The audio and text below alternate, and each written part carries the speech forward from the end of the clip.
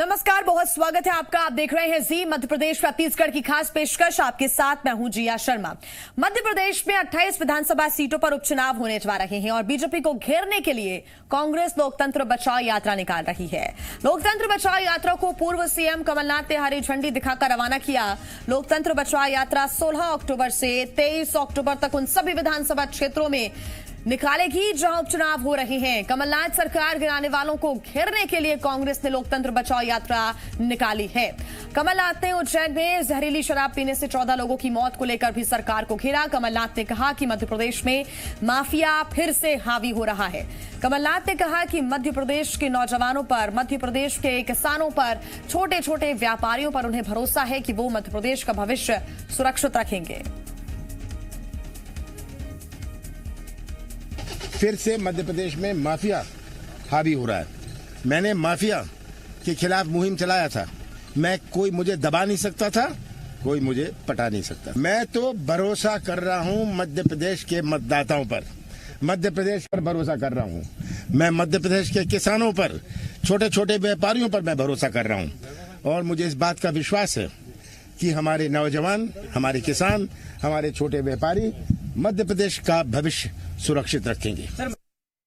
और इसी पर ज्यादा जानकारी के साथ जी मीडिया संवाददाता प्रमोद हमारे साथ भोपाल से जुड़ गए हैं। प्रमोद, बीजेपी पर गंभीर आरोप लगाने वाली कांग्रेस, आरोप ये कि बीजेपी ने लोकतंत्र की हत्या की है और सरकार बनाई है मध्य प्रदेश के अंदर। अब तीखा हमला बोलते हुए कांग्रेस ने नहले पर दहला चलते हुए एक बार फिर यात्रा निकाली है। नाम रखा है लोकतंत्र बचाओ यात्रा। इससे जनता के मन में, जनता तक एक संदेश पहुंचाने की कोशिश कि किस तरह से सरकार बनाई या फिर गिराई गई। ये सीधा हमला है। बिल्कुल जिया, देखिए, और ये सभी उन विधानसभा सीटों पर निकाली जाएगी जहां पर उपचुनाव होना है और ये लोकतंत्र बचाओ यात्रा के सहारे उपचुनाव का मैदान कांग्रेस मारना चाहती है। देखिए, जिनकी वजह से कमलनाथ की सरकार गिर गई और अब उन्हीं को घेरने के लिए कांग्रेस ने स्पेशल प्लानिंग बनाई है। देखिए, उन सभी सीटों पर ये यात्रा निकाली जाएगी। 16 अक्टूबर यानी आज से 23 अक्टूबर के बीच में लोकतंत्र बचाओ यात्रा निकाली जाएगी। देखिए, जो कांग्रेस ने एक नारा दिया है बिकाऊ लाल, तो देखिए वहां जाकर विकाऊ किस तरीके से उनकी सरकार, कमलनाथ सरकार गिराई गई, कौन विका कांग्रेस लगातार घेर रही है कि वो जो कांग्रेस छोड़कर बीजेपी में चले गए, वो पैसे लेकर गए, मतलब विकाऊ लाल और टिकाऊ लाल की जो राजनीति चल रही थी वो अभी भी और जोर शोर से गरमाती रहेगी। और 16 अक्टूबर से लेकर 23 अक्टूबर के बीच में कांग्रेस अपनी लोकतंत्र बचाओ यात्रा में ये नारा पुरजोर तरीके से उठाएगी। और देखिए, साफ तौर पर लोकतंत्र बचाओ यात्रा के जरिए साफ तौर पर जो मतदाताओं के मन में और जहन में ये बात कांग्रेस बिठाना चाहती है कि जो लोग यहाँ पर बीजेपी की तरफ से प्रत्याशी है, जो चुनाव लड़ रहे हैं, जो कांग्रेस की तरफ से छोड़कर बीजेपी में आए हैं, उन्होंने पैसे की खातिर बीजेपी में आए हैं और ये मतदाता के मन में बिठाकर हाथ का साथ मतदाता का कांग्रेस चाहती है। और साफ तौर पर ये लोकतंत्र यात्रा के जरिए ही हो सकता है और वही तरीका कांग्रेस ने निकाला है। और साफ तौर पर ये जो उपचुनाव की बैतरनी है वो लोकतंत्र यात्रा के जरिए कांग्रेस पार करना चाहती है। बिल्कुल प्रमोद, ये अपनी अपनी रणनीति है। बीजेपी की अलग रणनीति है, कांग्रेस अपनी रणनीति के साथ आगे बढ़ रही है। ट्विटर पर कभी कभी कैंपेन चलते हैं तो अब सड़कों पर भी कुछ कैंपेन नजर आ रहे हैं, लेकिन बात अभी भी वहीं फंसी हुई है कि असली मुद्दे आखिर है कहां। हालांकि आखिर में कमलनाथ ने यह जरूर कह दिया कि मुझे भरोसा है छोटे छोटे व्यापारियों पर, किसान पर, मध्य प्रदेश की जनता पर, लेकिन उनसे जुड़े मुद्दे कहां पर हैं ये अभी भी नजर नहीं आता। ना तो इन मुद्दों को बीजेपी उठा रही है, ना इन मुद्दों को कांग्रेस उठा रही है। बात हो रही है तो सिर्फ बिकाऊ टिकाऊ, गद्दार खुद्दार, राम और रावण की।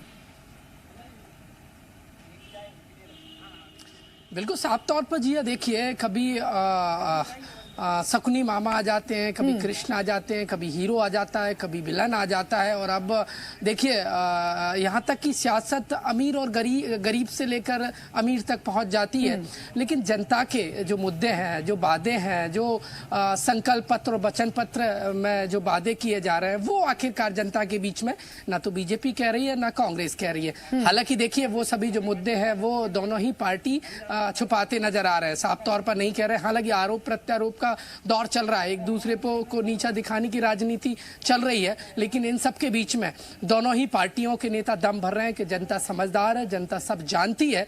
लेकिन जनता सब जानती है तो वाकई में जो नतीजे आएंगे वो स्पष्ट कर देंगे कि आखिरकार जनता क्या समझी और क्या समझदार है। लेकिन दोनों ही पार्टियां ये समझने के लिए फिलहाल तैयार नहीं है और ना ही सामने आ रही मीडिया के बीच में, ना ही इनके बयान सामने आ रहे हैं कि जनता के विकास की बात, उनके हित की बात और उनके जो उनसे सीधा जो सरोकार रखते हैं उनकी बात फिलहाल कोई नहीं कर रहा है। देखिए, हालांकि लोकतंत्र यात्रा कांग्रेस निकाल रही है, लोकतंत्र बचाओ यात्रा, तो दूसरी तरफ बीजेपी ने बूथ सम्मेलन के जरिए मतदाता को साधने के लिए ये अभियान छेड़ा है।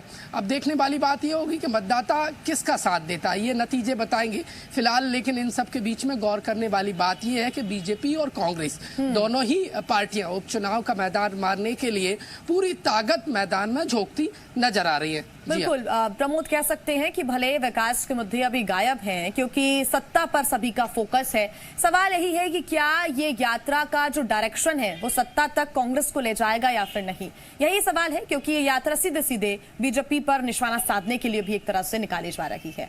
बहुत धन्यवाद आपका तमाम जानकारी के लिए प्रमोद। उपचुनाव की जंग में बीजेपी और कांग्रेस ने अपनी पूरी ताकत झोंक दी है। हालात ये हो गए हैं कि अस्पताल में कोरोना का इलाज करा रहे पूर्व वन मंत्री ने अस्पताल से ही मोर्चा संभाल रखा है। देर रात उमंग सिंघार ने एलईडी वैन के माध्यम से धार के बदनावर की जनता को संबोधित किया। उन्होंने जनता को संबोधित करते हुए अस्पताल की व्यवस्थाओं पर सवाल उठाए।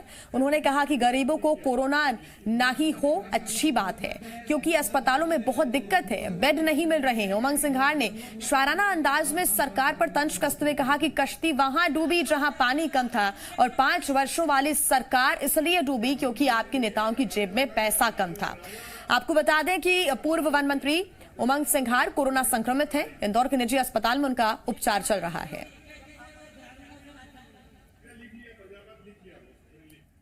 भिंड में एक चुनावी सभा में सीएम शिवराज सिंह ने एक बार फिर एक ऐसा बयान दिया है जिससे ये सवाल उठ रहे हैं कि क्या कांग्रेस सरकार को गिराने की स्क्रिप्ट बहुत पहले से लिखी गई थी। गोहद में सीएम ने रणवीर जाटव के पक्ष में प्रचार करते हुए कहा कि रणवीर सिंधिया से पहले मेरे पास आए थे। उन्होंने कहा कि मध्य प्रदेश में कांग्रेस की सरकार नहीं रहनी चाहिए, ये प्रदेश को बर्बाद कर देंगे। तब मैंने रणवीर से कहा कि सोच लो, ये तुम्हारे करियर का सवाल है। लेकिन रणवीर जाटव ने कहा कि कांग्रेस की सरकार को गिराकर ही हम चैन की सांस लेंगे। सीएम शिवराज गोहद विधानसभा के मालनपुर में बीजेपी प्रत्याशी रणवीर जाटव के समर्थन में चुनावी सभा करने के लिए पहुंचे थे। पहले रणवीर मेरे पास आए थे और मुझे कहा था कि सरकार को चलने नहीं देना चाहिए, मध्य प्रदेश को तबाह कर देंगे। मैंने कहा यार रणवीर सोच लो। को नहीं, मैं तो अब इस्तीफा दूंगा, मैं नहीं रहने वाला। मैंने बहुत समझा था, सोच लो, तुम्हारे करियर का सवाल है, तुम्हारे भविष्य का सवाल है। रणवीर जाटव ने कहा चाहे जो हो जाए, इस सरकार को गिरा के ही हम चैन की सांस लेंगे। वहीं शिवपुरी से बीजेपी प्रत्याशी जसवंत जाटव की मुश्किलें बढ़ सकती हैं। उनके खिलाफ एफआईआर दर्ज की गई है। दरअसल जसवंत जाटव का ग्रामीणों के साथ एक वीडियो वायरल हुआ जिसमें 10,000 रुपए दिए जाने की बात कही गई। इसे लेकर कांग्रेस ने चुनाव आयोग से शिकायत की और अब खबर है कि चुनाव आयोग ने इसे आचार संहिता का उल्लंघन मानते हुए एफआईआर दर्ज कराई है।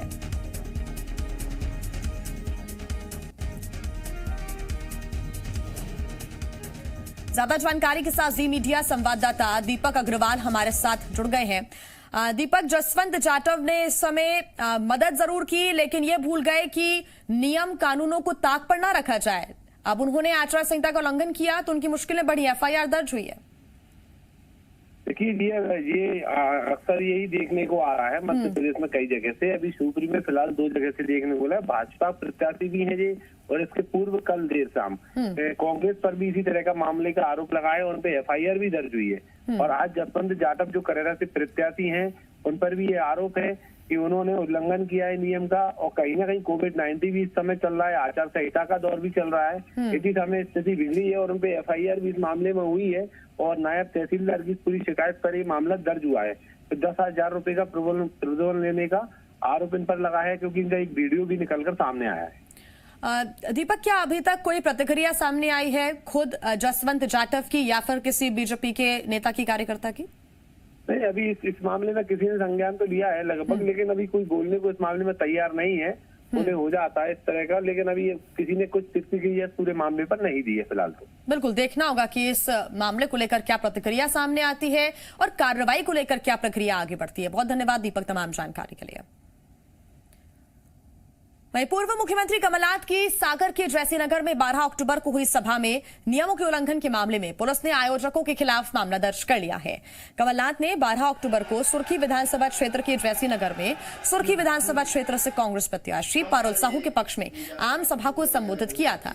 इस सभा में कांग्रेस आयोजकों पर कोविड-19 के नियमों का उल्लंघन और आचार संहिता की गाइडलाइंस का पालन नहीं करने के आरोप लगे थे और इसी के बाद आयोजक आशीष ज्योतिषी के खिलाफ मामला दर्ज कर लिया गया है।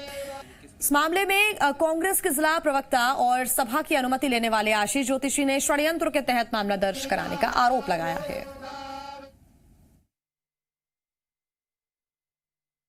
यह एक राजनीतिक षड्यंत्र भी है।